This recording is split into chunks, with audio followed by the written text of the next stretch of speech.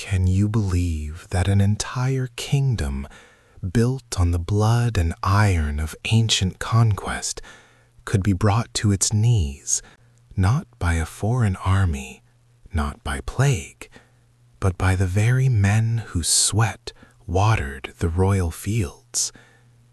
This is the unbelievable, spine-chilling story of 1381, a year that burned England down to its foundation and redefined the word revolt. We're talking about a social catastrophe no one, not the haughty nobles, nor the desperate clergy, saw coming. Imagine a time where the air itself was heavy with famine and fear. The Black Death had ripped through the nation just decades before, murdering half the population, leaving a ghostly landscape where labor was scarce and desperation was universal. Yet the crown, the glittering, arrogant crown, decided this was the perfect moment to squeeze every last drop of blood from their broken people. King Richard II, a boy king barely 14 years old, sat atop a mountain of debt, fueled by disastrous, endless wars with France.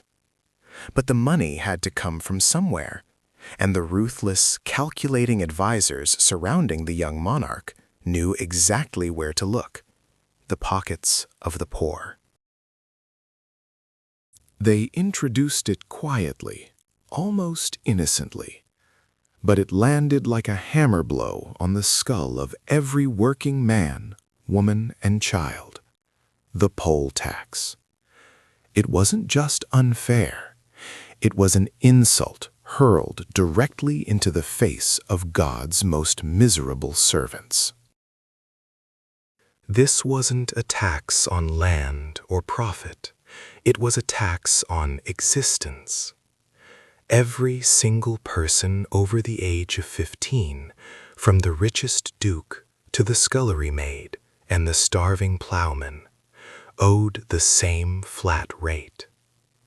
In modern terms, imagine being forced to pay hundreds of dollars just because you woke up that morning, regardless of whether you had a penny to your name.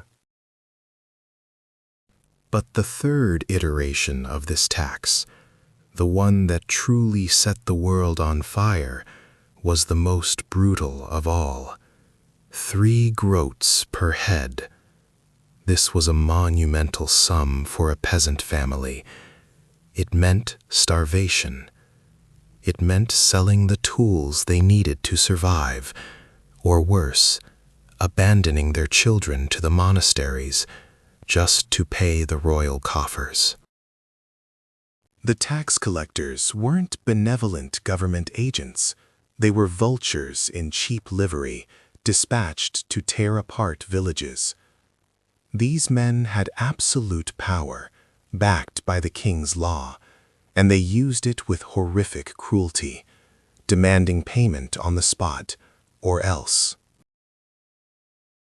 And when the villagers pleaded poverty, when they wept that they had nothing left, the collectors turned demonic. They became infamous for their sickening methods of verifying ages and status, often involving humiliating and brutal physical examinations of young girls to ensure they weren't lying about being under 15, and thus exempt from the levy. The whispers started in the muddy fields of Essex, far from the polished halls of Westminster. Whispers of injustice, whispers of defiance, whispers of a coming retribution. It was a slow, simmering rage, stored up for centuries, ready to boil over the moment someone struck the match. The spark came in the small village of Fobbing, Essex, where a tax collector named John Bampton arrived like an avenging angel, demanding impossible sums. The villagers refused. Bampton brought armed men. The confrontation escalated instantly.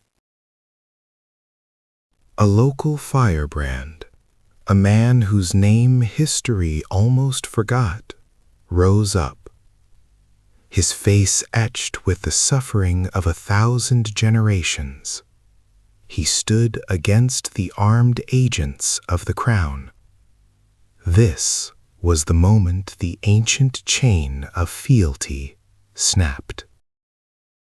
But the true ignition point, the explosion that echoed across the entire kingdom, happened just days later. Can you believe the audacity? A collector, notorious for his vile methods, traveled to the village of Brentwood.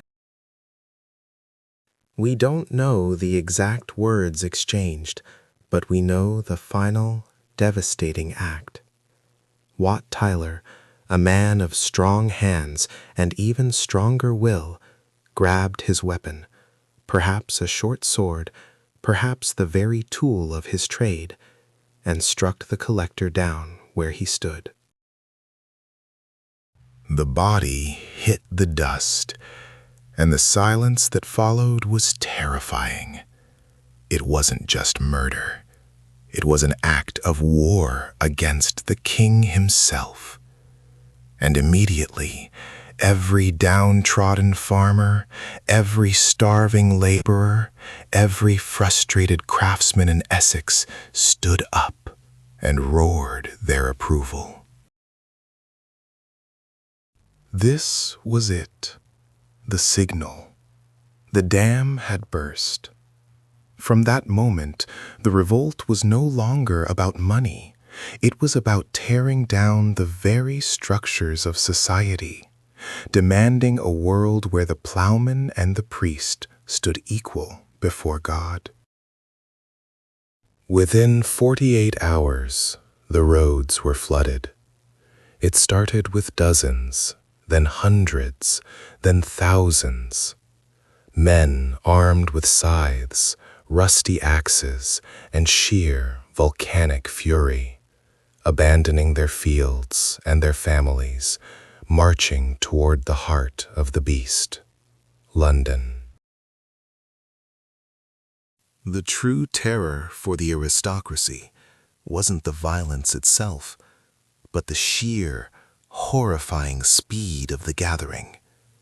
It was organic, infectious, and utterly unprecedented. One village would rise, and the next morning, the adjacent 5 would follow suit, driven by the knowledge that they were no longer alone in their suffering. They were armed with crude weapons, yes, but their true armor was centuries of pent-up resentment. They carried banners not of loyalty, but of defiance, symbols ripped from the medieval playbook of resistance. And their motto, whispered by the radical preacher John Ball, was a poison to the established order. Ball, imprisoned multiple times for his seditious sermons, had essentially crafted the intellectual blueprint for this entire societal earthquake. His words were the gasoline poured on the fire of the Poll Tax Rebellion, challenging the divine right of nobles and the hierarchy of the church itself. Good people, things cannot and will not go well in England until everything is held in common, he declared, his voice booming across the makeshift camps. Until there are no villains and no gentlemen, but all are united together. This wasn't a demand for tax reform. This was a call for pure communism, 400 years before Marx was even born. The fear spread through the manor houses like wildfire. Nobles barricaded their windows, praying that their ancient defenses would hold against this savage tide. They had always viewed the peasants as beasts of burden, necessary but manageable. Now, those beasts were upright, carrying pitchforks sharpened for revenge, and speaking with dangerous theological precision. The march to London was a spectacle of raw power. By the time the massive column reached Blackheath, just outside the capital's mighty walls, the numbers were staggering, perhaps 50,000 strong. This wasn't a riot. This was an unstoppable tidal wave of humanity, demanding immediate, bloody justice. Imagine the scene.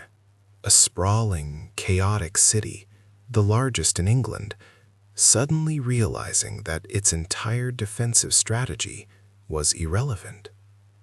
The walls were designed to repel the French, not the English subjects who built the walls in the first place. The gates, once symbols of security, now looked like pathetic invitations. Inside London, the atmosphere was panic mixed with treachery. Many of the city's poor and apprentices, long oppressed by the powerful merchant guilds, looked upon the approaching army not with fear, but with dangerous anticipation. They were the city's internal combustion engine, ready to join the explosion. The king, Richard II, hunkered down in the impenetrable Tower of London, surrounded by his most despised advisers, including the powerful Archbishop of Canterbury, Simon Sudbury, and the king's treasurer, Sir Robert Hales.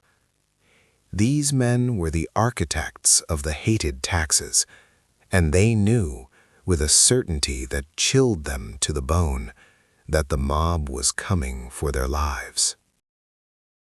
They watched from the battlements, horrified, as the smoke plumes rose from the villages they had just passed. They saw the sheer density of the rebel camps, stretching for miles across the landscape. They heard the terrifying, rhythmic chanting of the approaching army, an army of the desperate, led by the enigmatic, magnetic figure who had started it all, Wat Tyler. This Tyler, this common craftsman, had overnight become the general of the largest rebellion England had ever known. He was pragmatic, ruthless, and absolutely focused on one goal: reaching the king and forcing him to acknowledge the true power of the people, or face the total destruction of his realm. The royal court was paralyzed by indecision, torn between fighting a pitched battle against their own population and attempting to negotiate with what they considered filth. But time was up. The first wave was crashing against the drawbridges. The year is 1381. The stage is set. The greatest city in medieval Europe is about to fall, not to siege engines, but to the anger of the starving farmer. Lock the gates, count your silver, and say your final prayers, because the peasants are coming to claim their crown. Wat Tyler did not stop at Bampton. The blood of the tax collector was the seal on a new covenant, a pact written in rage across the fields of Kent. The message flew faster than any royal courier could ride, moving farm to farm, village to village, carried by whispers and the terrifying sound of sharpening scythes. This wasn't just a localized riot that could be quelled by a local sheriff. This was a synchronized national convulsion, driven by the chilling knowledge that they had crossed the line, and there was now no going back. The third and most ruthless poll tax, demanding a standardized shilling from every single soul, rich or poor, young or old, had finally snapped the tether holding the medieval world together, launching the lowest elements of society into a murderous war against the very concept of nobility itself. But rage needs a brain, and chaos needs a prophet to guide its storm. Enter John Ball, the mad priest of Kent, a man dragged not from a common prison, but from the Bishop of Canterbury's own jail cell by the newly liberated mob.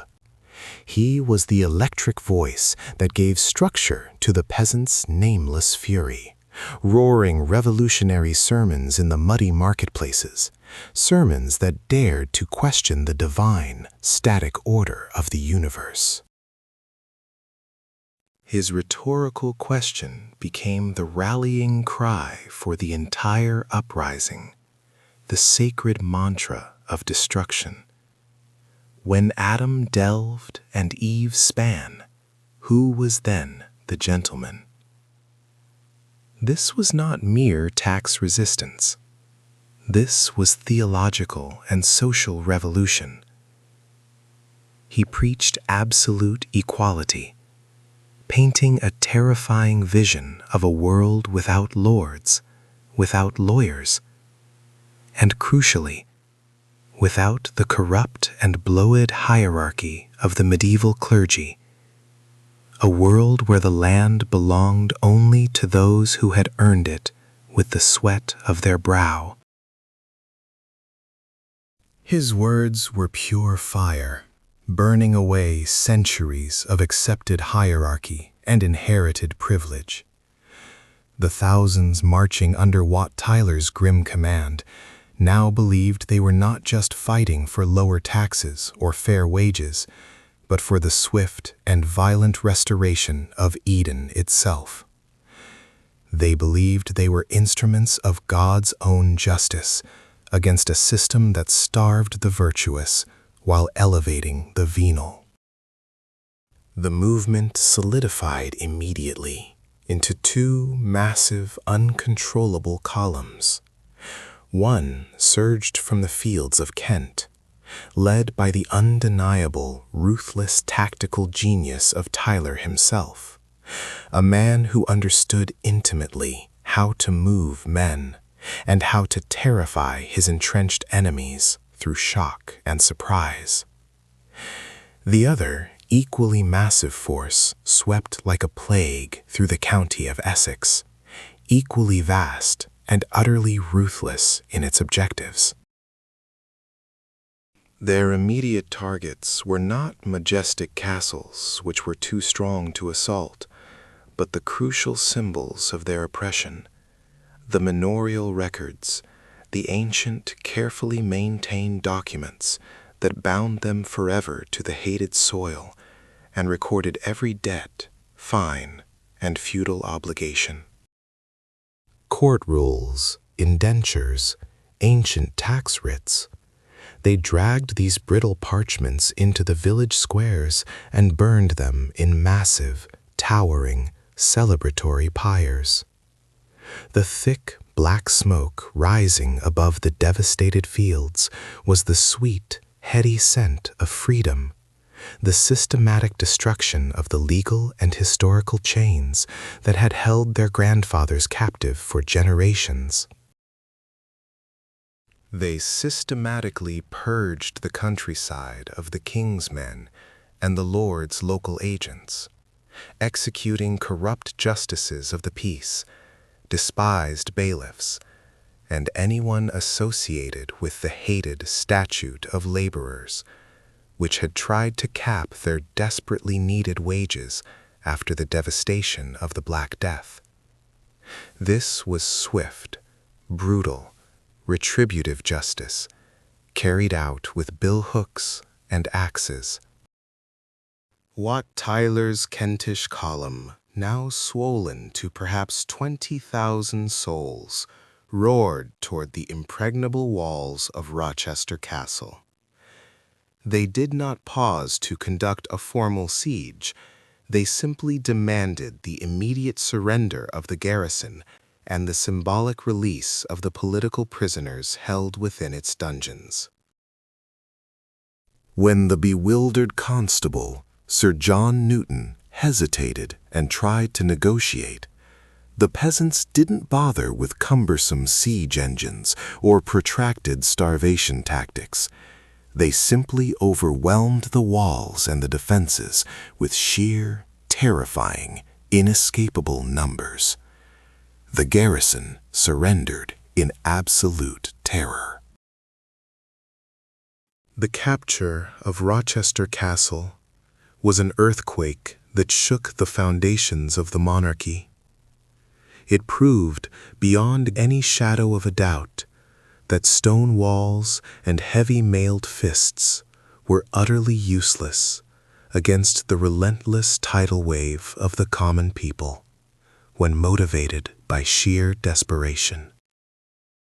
They were armed crudely, often pathetically, with sharpened agricultural tools, stolen bows taken from plundered manors, and even heavy wooden flails.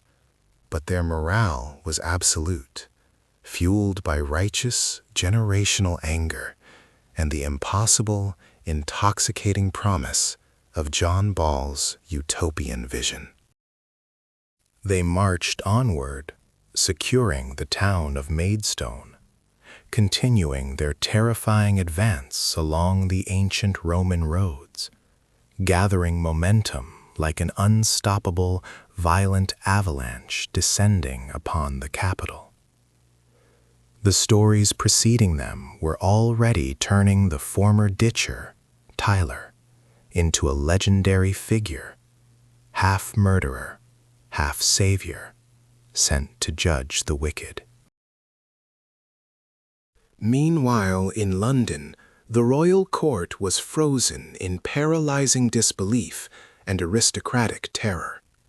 King Richard II, barely 14 years old and utterly unprepared for such a catastrophe, was sheltered high within the massive walls of the Tower of London, a vast stone fortress suddenly feeling less secure than a collapsing wicker basket.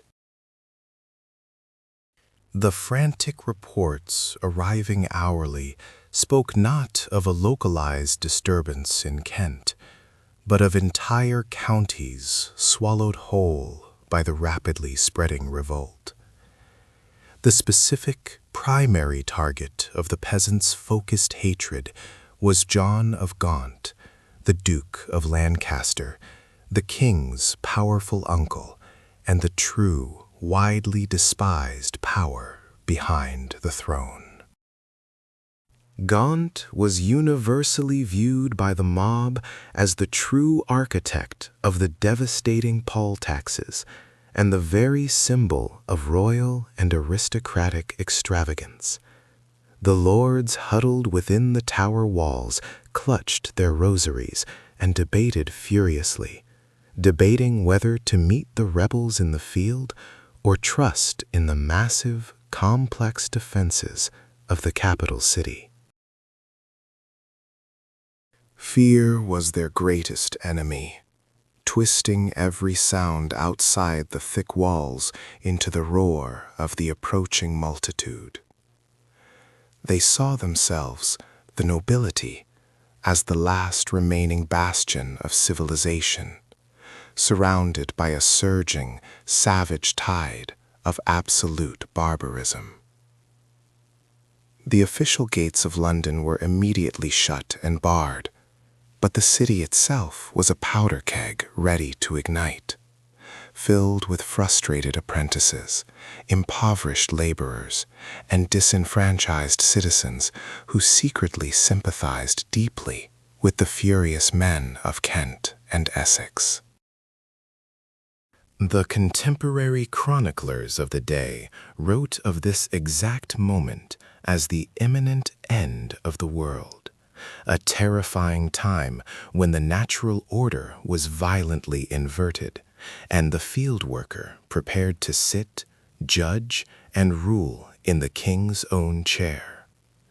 The desperate question was no longer if the peasants would reach the outskirts of London, but when the city's vital, necessary gates would be forced to open, inviting either instant salvation or utter, irreversible destruction.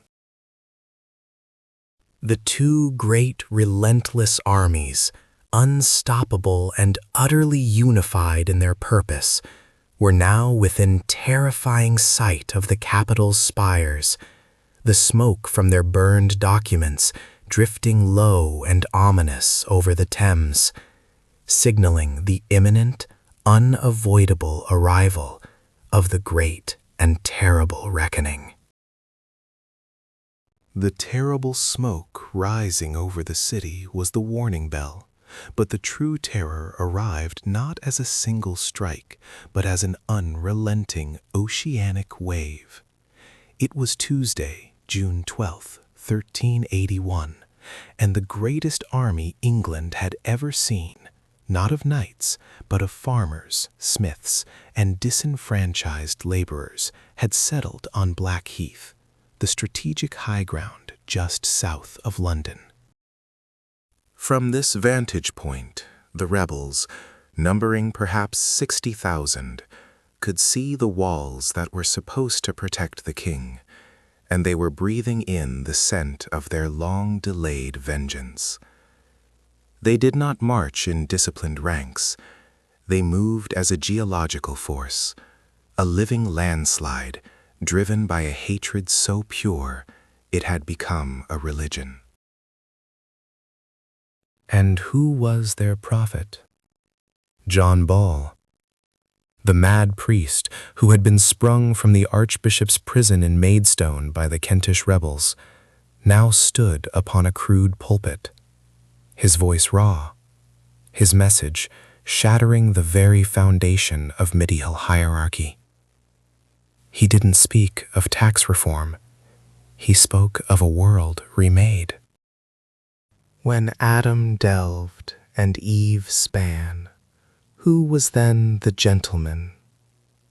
The rhyme echoed across the vast, terrified plain, a rhythmic hammer blow against the divine right of lords. He told them that God had created all men equal, that the wealth of the nobility was a theft, and that the moment to reclaim their birthright was now, sealed in the blood of the oppressors. This was the true, radical heartbeat of the revolt, a terrifying demand for absolute social inversion.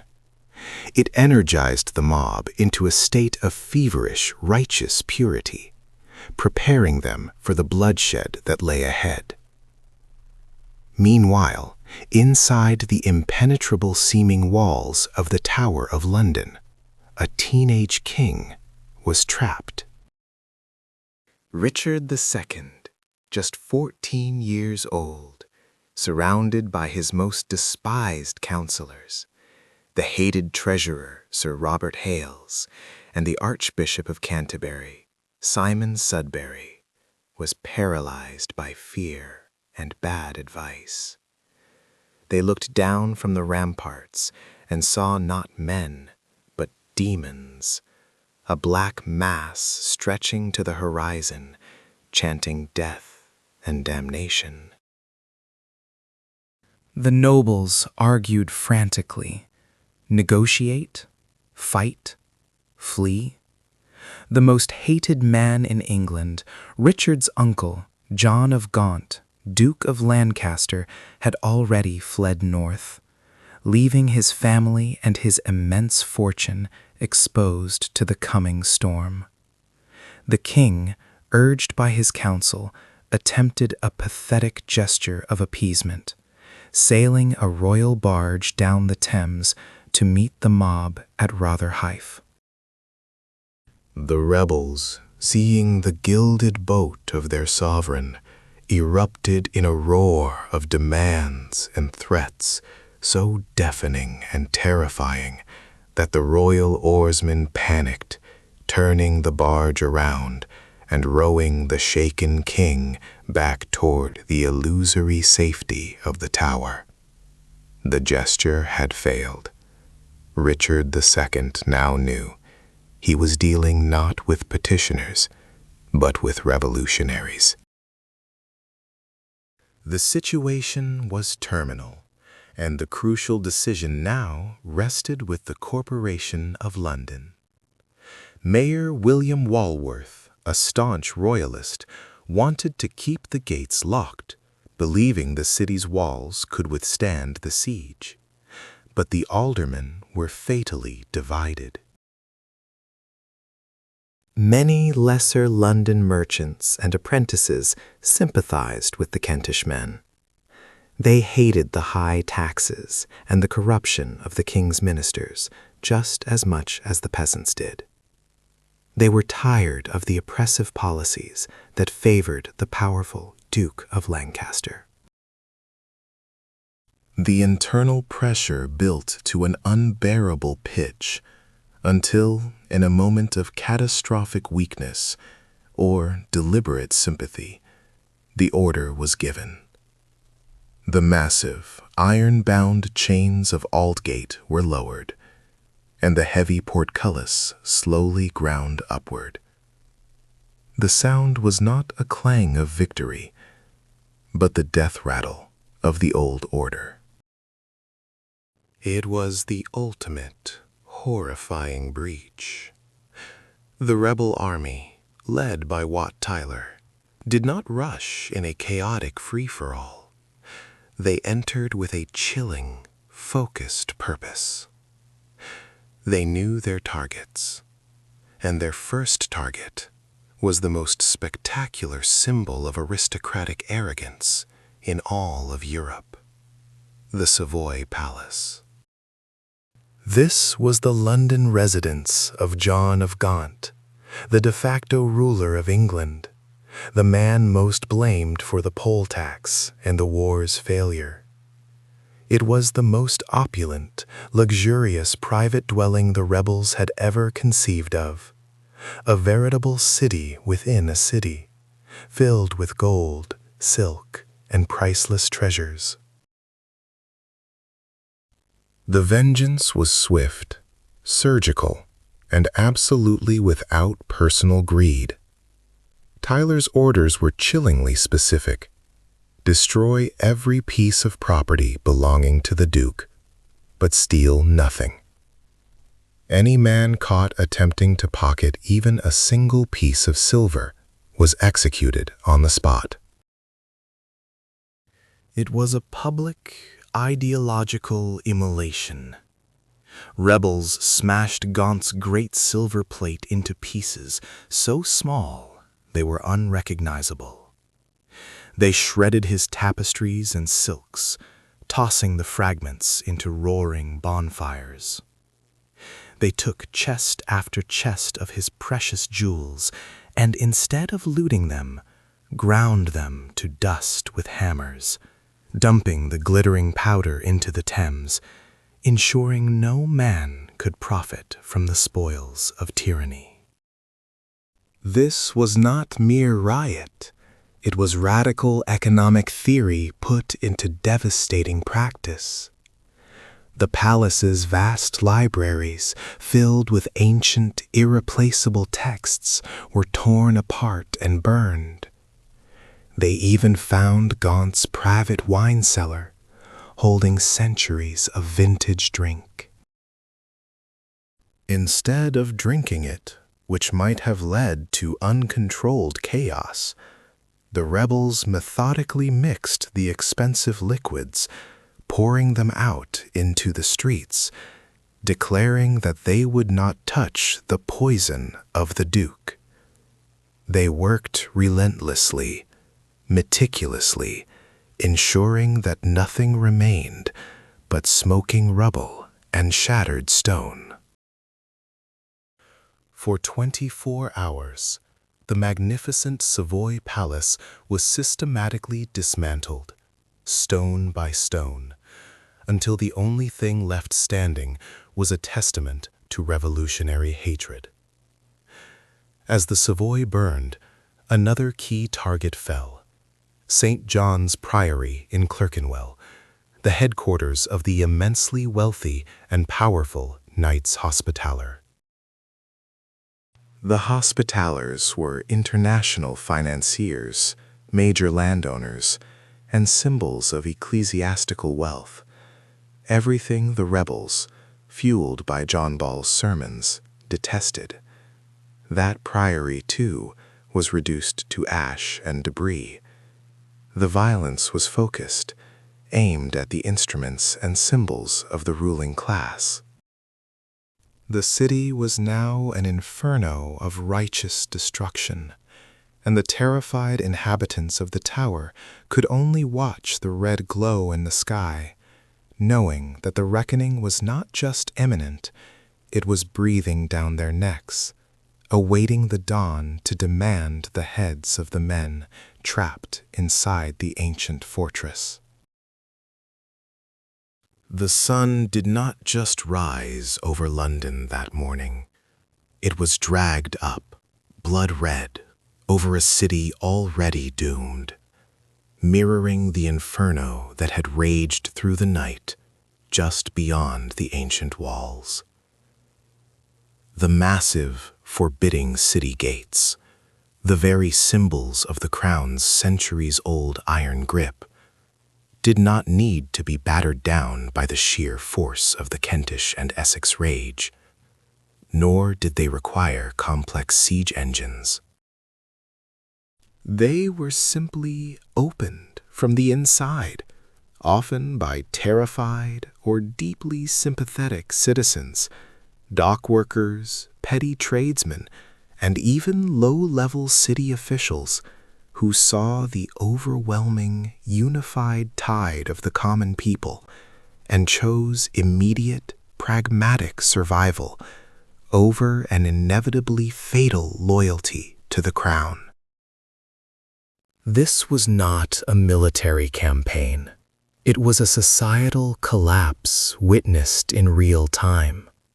The sheer numbers, estimated at between 30,000 and 60,000 peasants, flooded the narrow, twisting lanes, a human tsunami of pitchforks, axes, and repurposed farming implements, their eyes burning with the accumulated grievance of generations of systemic oppression.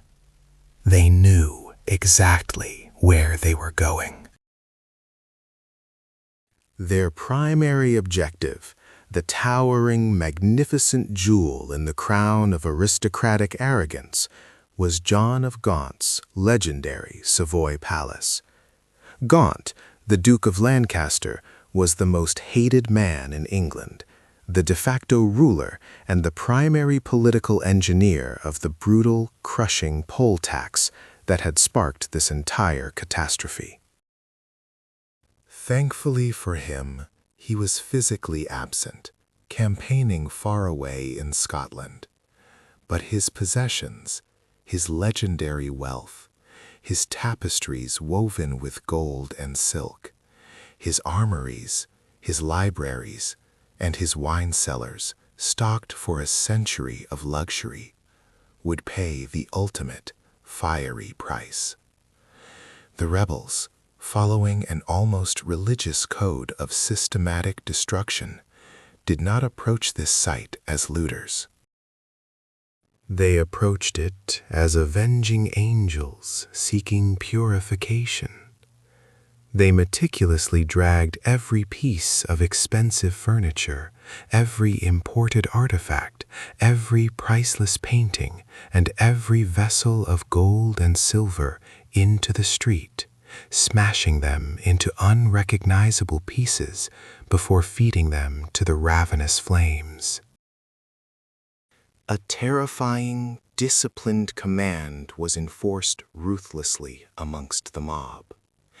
If anyone is caught stealing even a single brass ring, he shall be killed. This was not petty theft driven by poverty. This was ideological warfare, waged against the very concept of aristocratic property and conspicuous consumption, ensuring that nothing that symbolized their hated luxury was allowed to survive their purifying fire. They aimed to destroy the very memory of Gaunt's existence.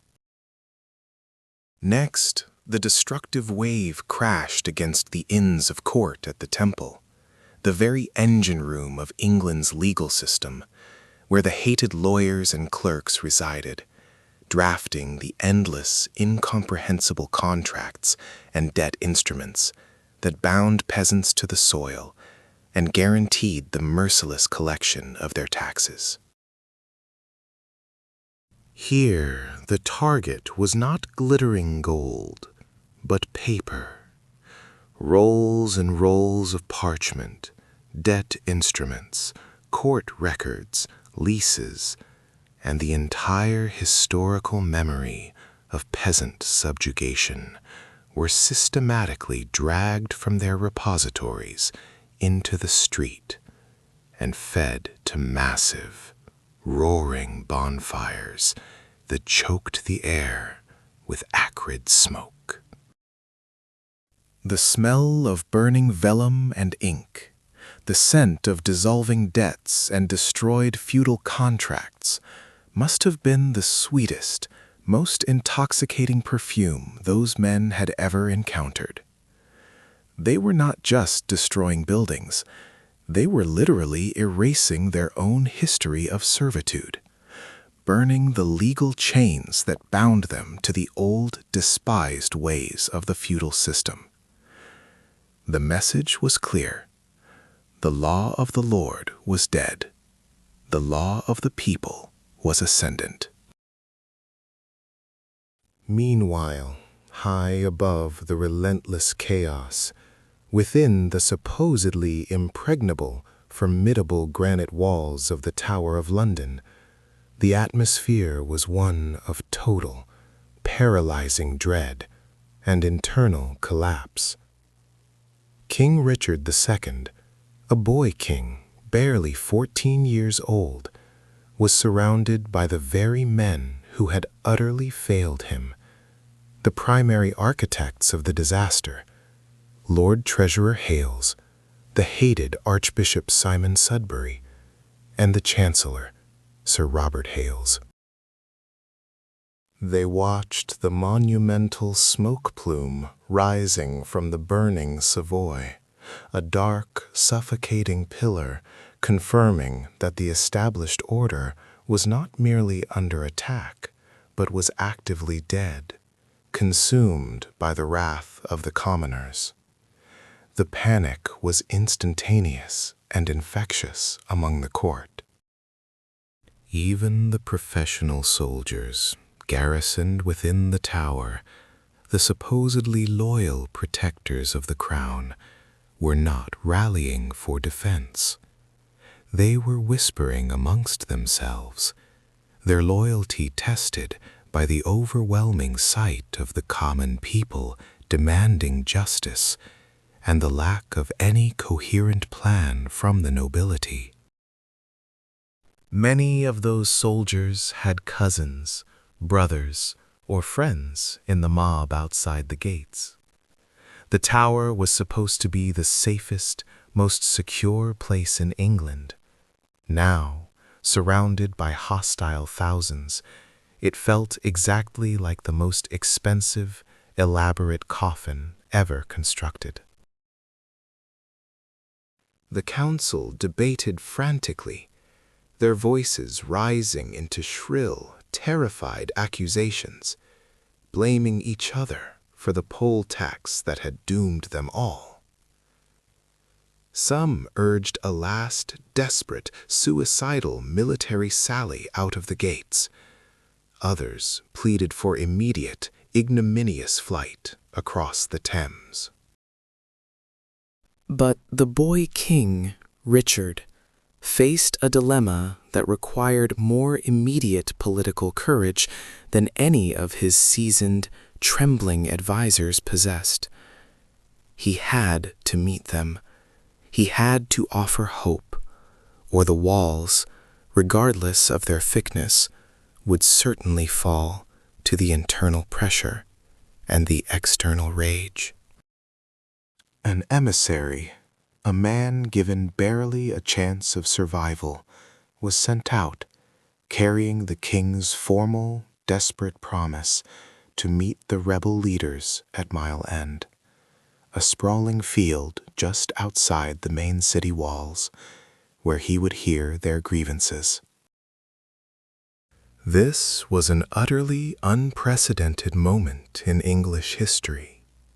The absolute monarch, ruling by divine right, agreeing to parley directly with the peasant mob who had just incinerated his uncle's palace and overthrown the capital's governance. It was a staggering concession, born not of royal mercy, but of raw, unadulterated terror and self-preservation. The leaders of the revolt, Wat Tyler and his immediate, terrifying inner circle, accepted the proposal with cold, calculating satisfaction. They knew the king was vulnerable, isolated, and powerless. Their demands were no longer just about tax relief. The stakes had been raised to revolutionary levels, demanding the transformation of society itself. They demanded nothing less than the immediate abolition of all serfdom, the complete, irreversible end of the brutal feudal system that chained them to the land, the dismantling of the hated royal courts, and the removal of all treacherous ministers. The stage was set for the ultimate confrontation between the divine right of kings and the terrifying, unified will of the people. Richard, dressed in his finest regal robes, a symbol of authority barely clinging to his fragile frame, rode out of the tower and toward Mile End, taking with him his most trusted, loyal few. The path he took led straight into the roaring heart of the revolution, a desperate journey that might save his kingdom or seal his own bloody fate, leaving his most vulnerable advisers trapped inside the fortress, awaiting the inevitable, horrifying betrayal that Richard's absence would instantly guarantee. The massive gate clanged shut behind him, separating the king from those he was sworn to protect, leaving them utterly exposed to the wolves he was now attempting to appease. The massive portcullis of the Tower of London slammed down like the gate of hell itself, sealing the terrified king and his inner circle away from the catastrophe they had just unleashed. Outside the walls, the crowd, already drunk on the scent of fear and the promise of revolution, did not need a second invitation.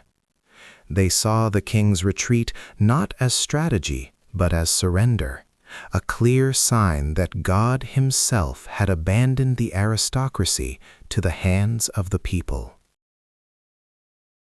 The sheer, guttural roar that erupted when the last royal banner disappeared behind the stone was deafening, a sound synthesized from generations of silent suffering finally breaking free. They were no longer merely rioters. They were the executioners of a broken system, and their first target was the most magnificent symbol of unchecked power in the entire city, the Savoy Palace.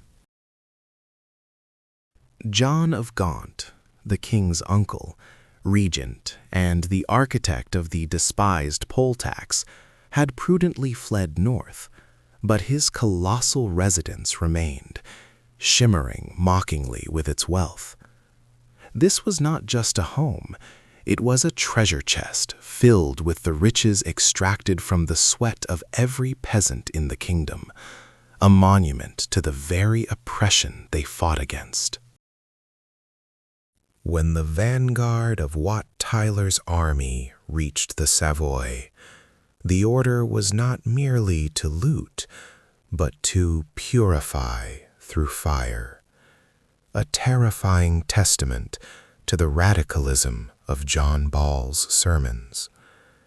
They meticulously smashed priceless jewels, threw massive gold and silver plate into the River Thames, and destroyed intricate tapestries worth unimaginable fortunes, all while shouting that they were true men who despised the corruption of private gain.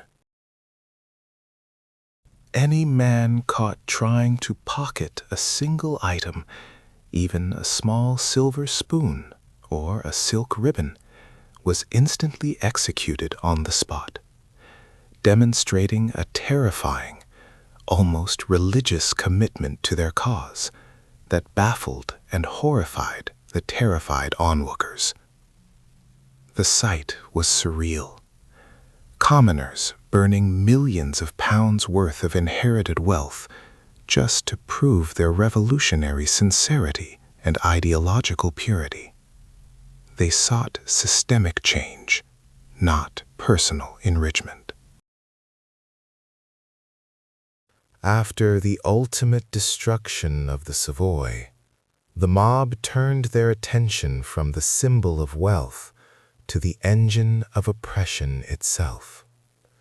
They understood instinctively that oppression was not just carried out by nobles in armor, but by the parchment and ink that bound their lives in endless servitude.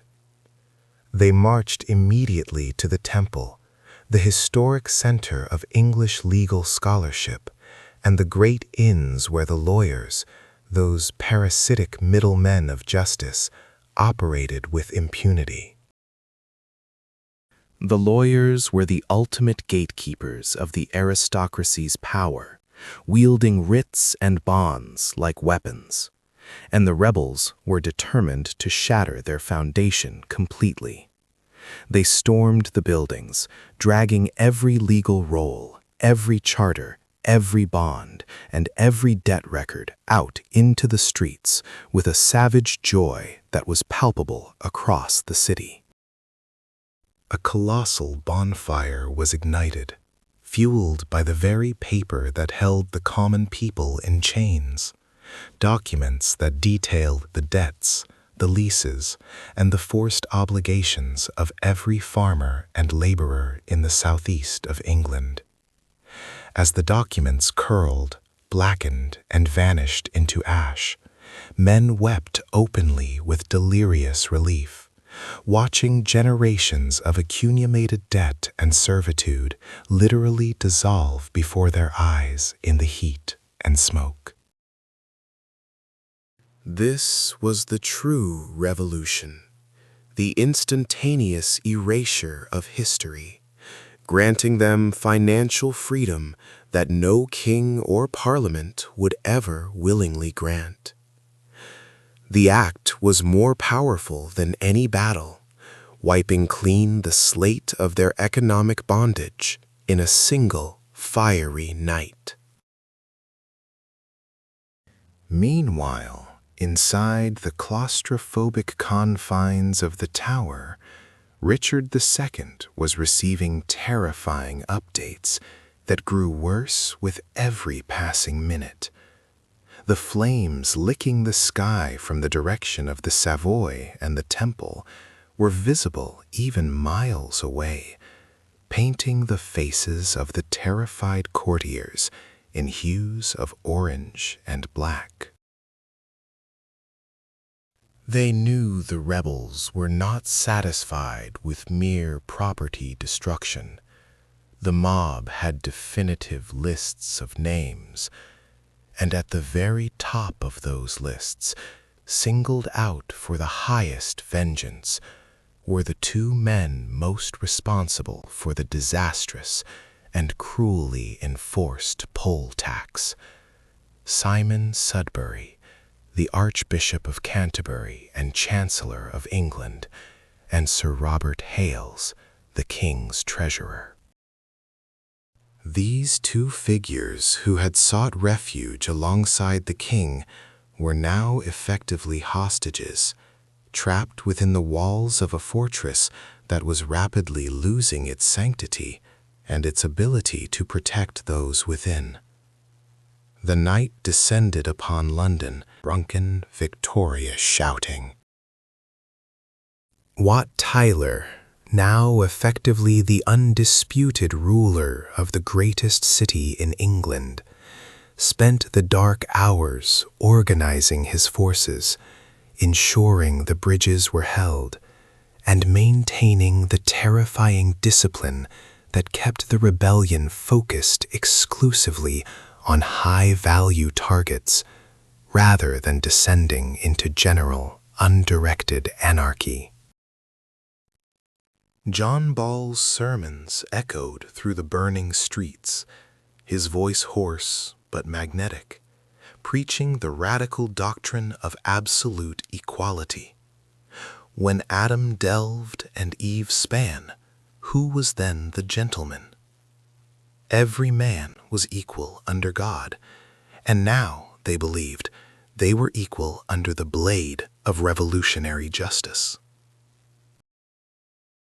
The king, surrounded by his remaining counselors in the deepest, most secure parts of the tower, could offer no solution but panicked prayer and desperate, paralyzed inactivity.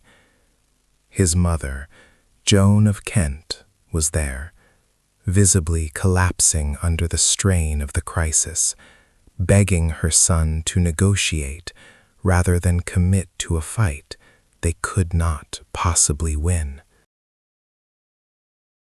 The nobles still held a delusional, fatal belief that this was merely a localized peasant riot that would eventually burn itself out once the loot was collected, failing utterly to grasp the deep ideological tidal wave driving the movement toward total societal restructuring. They believed the millennia-old sanctity of the tower walls would hold indefinitely, a reckless miscalculation based on centuries of aristocratic security that the commoners were now intent on proving false. The rebels outside were not merely battering the gates. They were systematically dismantling the entire infrastructure of English governance, brick by terrifying, fire-swept brick. The morning light would reveal a city utterly transformed, a London purged by fire and ready for its final, bloody confrontation with the trapped remnants of the old regime. A confrontation that Richard II would be forced to face head-on. The dawn that broke over London on June 14, 1381, was not the golden light of a new day, but the sickly, blood-red glare reflecting off a city set ablaze by revolution. The rebels, having successfully breached the walls and terrorized the financiers, now turned their calculated fury toward the ultimate symbols of aristocratic corruption and power. The air was thick with the dust of destruction, but even thicker was the scent of ideological vengeance. They were executing a perfect surgical strike against the infrastructure of oppression, targeting not just individuals, but the physical embodiment of the feudal machine that had crushed them for centuries. Their first, most magnificent target was the colossal Savoy Palace, the personal fortress of John of Gaunt, the Duke of Lancaster, the single most hated man in England. This was a palace so grand, so filled with obscene wealth, that its very existence mocked the starving poor. Thousands of peasants descended upon it, not to steal, but to annihilate. They did not pilfer the gold or the jewels. They smashed them into dust, throwing priceless silver plate into the Thames and pouring casks of vintage wine onto the cobblestones. Their intent was crystal clear. They desired the destruction of wealth, not its redistribution. They burned the tapestries, dismantled the walls, stone by stone, and when they found a rebel attempting to sneak away with a piece of loot, they executed him on the spot. This was not a riot fueled by avarice. It was a righteous crusade fueled by pure, unadulterated rage against the concept of nobility itself. Meanwhile, another, equally terrifying contingent of the revolt swept toward the legal district of the Temple. This was the dark heart of English law, where every deed, every contract, every bond that held a peasant in servitude was recorded. They stormed the halls, not pausing until every scrap of parchment and every ancient roll was hauled outside and fed to the flames. Watching centuries of legal oppression turn to ash was the true liberation for the men of Kent and Essex.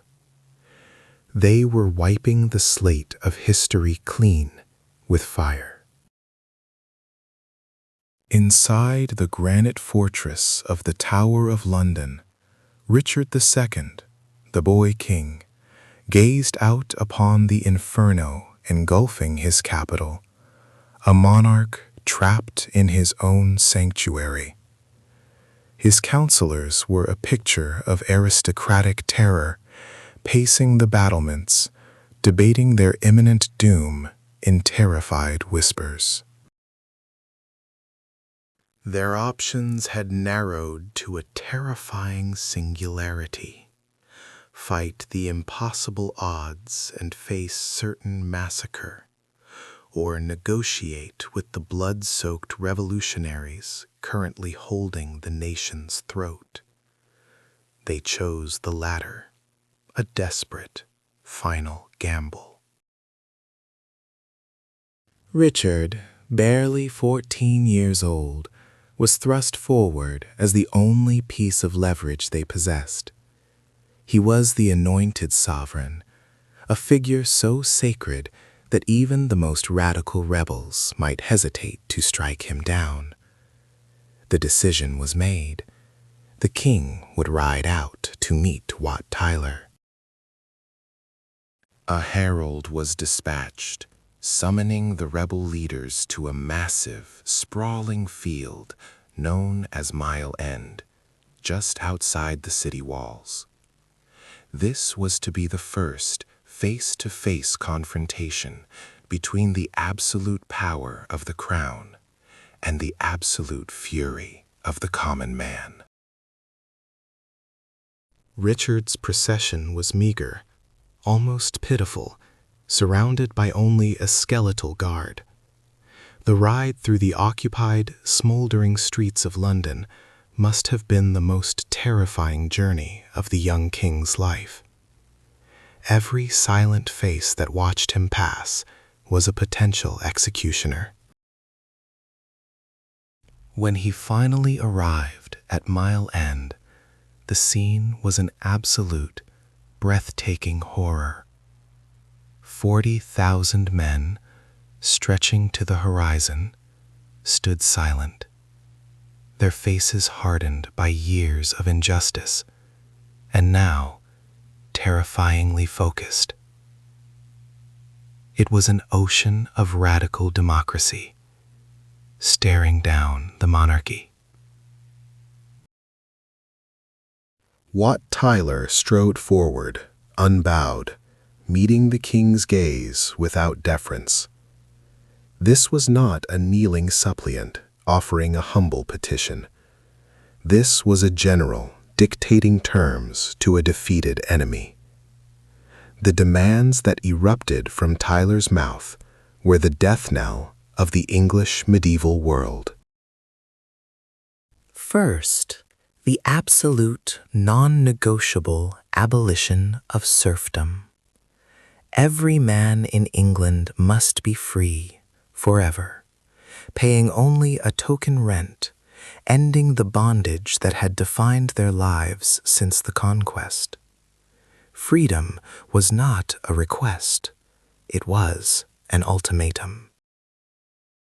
Second, the end of the old legal system, and a guarantee that no man would be forced to work in any lord's fields against his will. The documents of enslavement must be legally, irrevocably burned. Third, and most chillingly, Tyler demanded the heads of the men Richard was desperately sheltering within the tower.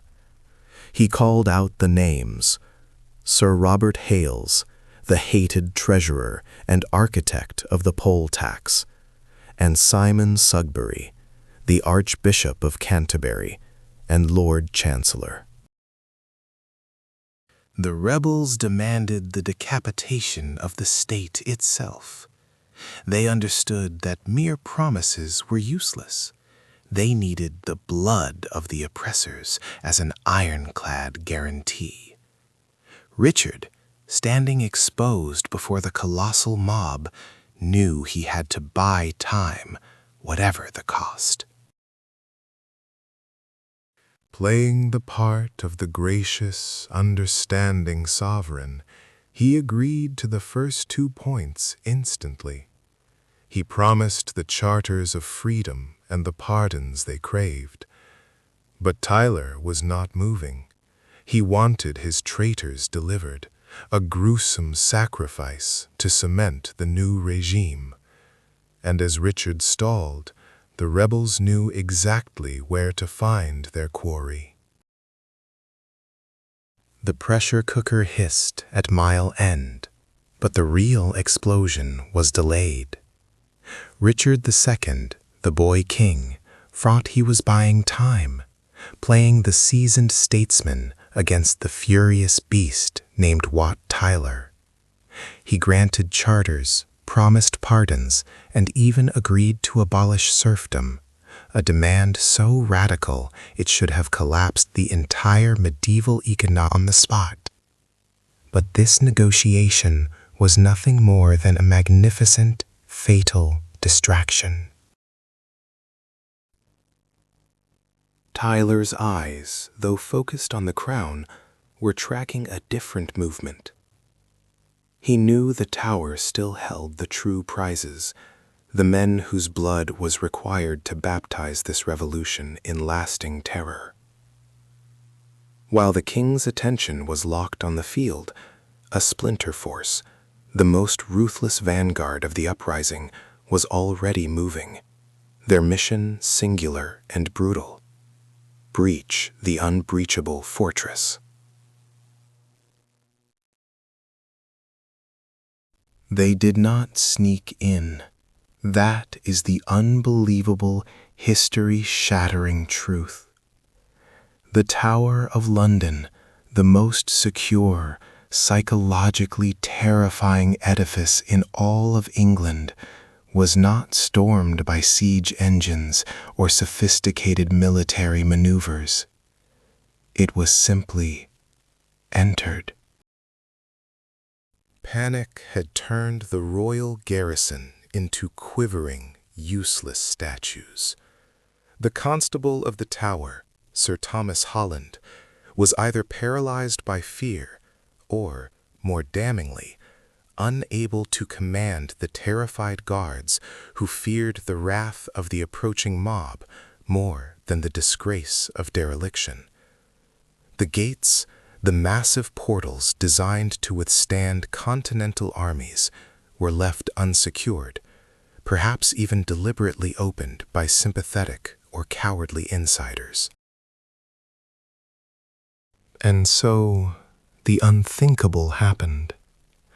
Thousands of grimy, roaring peasants, the very men who had been whipped and taxed and told they were less than dirt, poured across the moat and swarmed into the inner bailey, desecrating the very heart of the royal domain. They were inside the stone prison that had locked away kings and nobles for centuries. Now, they held the key. The immediate targets were few, but their symbolic weight was absolute. Simon Sudbury, the Archbishop of Canterbury and the King's Chancellor, and Sir Robert Hales, the hated treasurer and architect of the third, most lethal poll tax. These two men represented the spiritual and fiscal oppression that had driven England mad. They were not defiant heroes awaiting their fate. They were cowering. Sudbury and Hales had retreated to the chapel of St. John, the sanctuary within the White Tower, believing that God's house offered protection against the temporal fury of man. They knelt before the altar, trembling, their last prayers swallowed by the roar of the mob, now shaking the foundation of the royal chapel itself. The rebels burst through the holy doors, their eyes wild with righteous hatred. There was no hesitation, no debate, no reverence for the consecrated ground. The lowliest of men were now seizing the highest officials of the realm. Sudbury was dragged out first, his ecclesiastical robes offering no shield against the judgment of the streets. Hales followed, his face a mask of terror, realizing his financial tyranny had just purchased his own execution. They dragged them down the hill toward Tower Hill, the traditional site of public executions, turning the instruments of aristocratic control against the aristocracy itself. The crowd swelled into a fever pitch, an oceanic wave of bloodlust, demanding immediate retribution. What followed was pure, unadulterated medieval horror. Hales was beheaded first, a quick, brutal severing of the link between the people and the crown's endless fiscal demands. But Sudbury, the Archbishop, the man who spoke the word of God and then imposed crushing taxes, was treated differently. The executioner, perhaps panicked by the fury of the crowd or simply unskilled, failed to kill him with the first stroke. He struck again and again. The crowd counted. The executioner hacked at the neck of the primate of all England 8 times before the head finally separated from the body, rolling into the dust and grime of the common ground.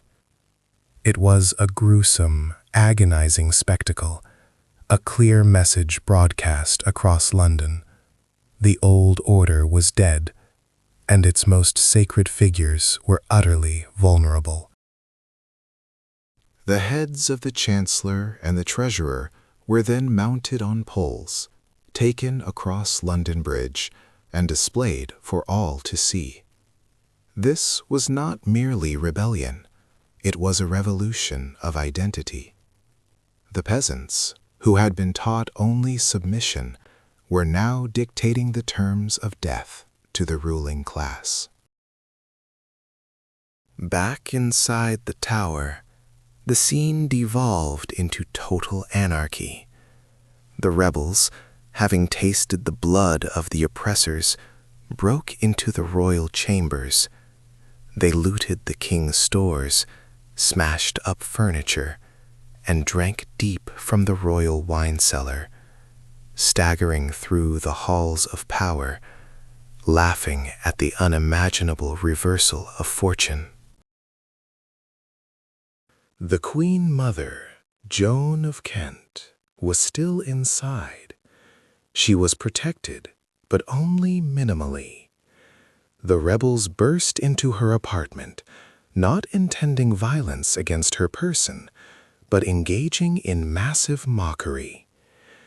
They stripped the beds, demanded kisses, and treated the mother of the king with utterly humiliating familiarity, forcing her to flee the tower by water, rowing terrified down the Thames to safety. Richard II, exhausted and believing he had successfully de-escalated the situation at Mile End, finally rode back to the city, expecting to find order returning to the streets. Instead, he found pandemonium and the sickening confirmation of the ultimate disaster. His royal fortress had been violated, his highest officials brutally murdered, and the rebels were not satisfied. They were intoxicated with their own success. Wat Tyler had won the opening skirmish without even needing to draw his own sword. The king had been played for a fool, distracted while the true targets were silenced forever. The demands would no longer be for charters and freedom. Now, with the blood of the chancellor on the cobblestones, the demands would escalate to the total restructuring of English society. And the king, stripped of his authority and his protectors, would have to face Tyler again. The final, fatal confrontation was imminent.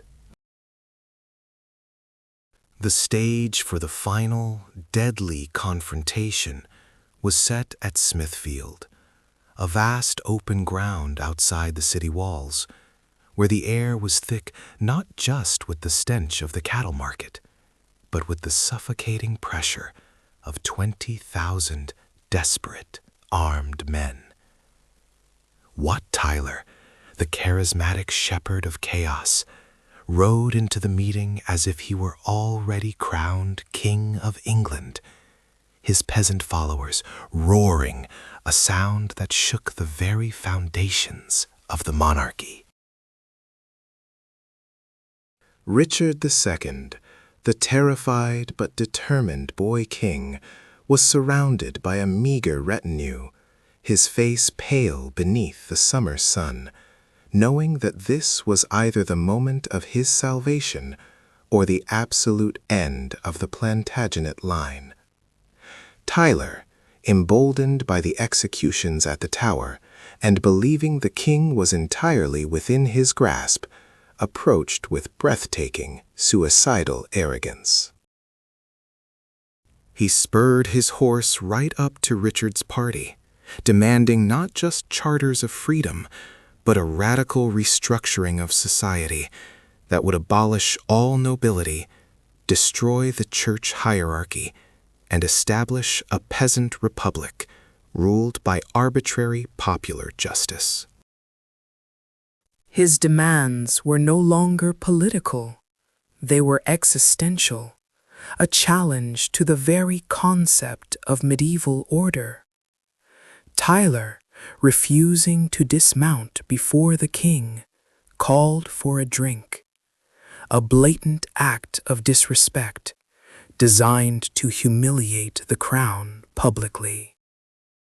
He took the tankard of ale, swilled it down with vulgar enthusiasm, wiping his mouth on his hand, and then, in the ultimate act of peasant defiance, he spat the rinse water onto the ground, directly in front of the royal banner and the king's own horse. This was not negotiation. This was a declaration of war, delivered with the crude, uncompromising force of the English countryside. The nobles surrounding Richard were paralyzed, their hands hovering over their sword hilts, knowing that to strike the leader would mean instant, collective slaughter by the vengeful mob. But fear, sometimes, breeds a desperate, blinding courage. There was one man who could not tolerate this monstrous insult, a man whose fury finally overtook his survival instinct. William Walworth, the mayor of London.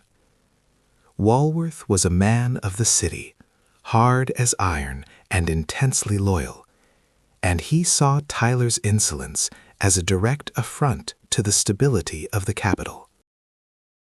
As Tyler began to draw a small dagger, whether to punctuate his threats or simply as a nervous habit is irrelevant to the annals of fate, Walworth saw the necessary fatal opening. It was a fraction of a second, a historical heartbeat that changed everything. Walworth lunged, drawing a massive short sword or a hanger designed for close quarters brutality, and drove the blade with savage force deep into Tyler's neck and shoulder. The strike was so sudden, so unexpected, that the noise of the crowd seemed to implode into a ringing silence. Tyler shrieked, a high, strangled sound of pure shock, staggering in his saddle, his vision blurring as the lifeblood poured down his chest. Before he could recover, a royal squire named John Cavendish, fueled by the panic and fury of the moment, delivered a second mortal blow, piercing Tyler's stomach.